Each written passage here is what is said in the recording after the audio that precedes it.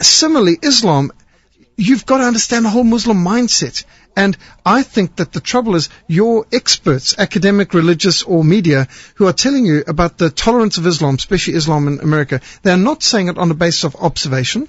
They're not saying it on the basis of history.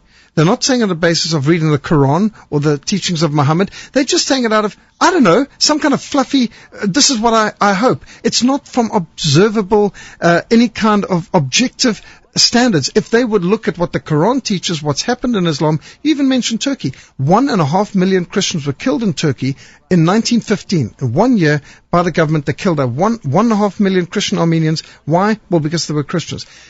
Open your eyes to history. What has happened? Islam is the most intolerant and unpeaceful. It's the most violent religion in the history of the world. Some people say that Islam simply needs a reformation of sorts. And if that would happen, they would be brought in kicking and screaming, perhaps, into the 21st century, and they would become peaceful. Plausible?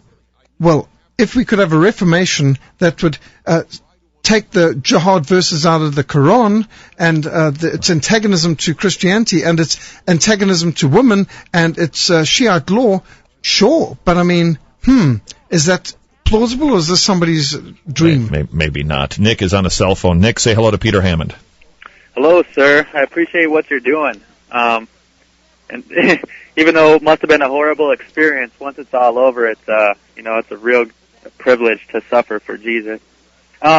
I got two real quick questions for you. A, how would you recommend a person like me should witness to an Islamic or Muslim Minnesotan?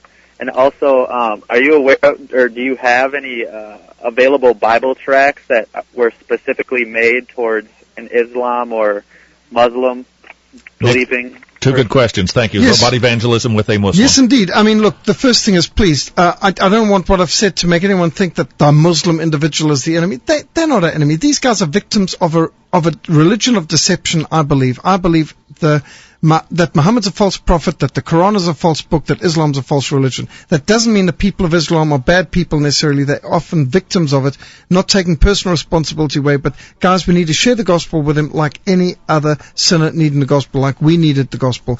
Share the gospel with them, share your testimony, learn more about Islam. We've got a whole lot of articles. You can look on our website, www.frontline.org.za. Under resources, we've got articles on Islam in particular, how to witness to Muslims. Compare the Bible and Quran, compare Jesus and Muhammad, look at the similarities, look what the Quran teaches about Jesus. Jesus holy, he's sinless, he's born of a virgin, he performed miracles, he raised dead. The Quran teaches you that. The Quran says Jesus is the Word of God, he is the Messiah.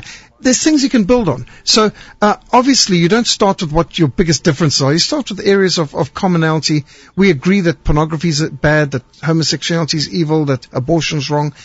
Muslims and Christians have some common ground. Start on the common ground and work from there. It's funny, we've got a lot of common ground, but they're the worst persecutors of the church.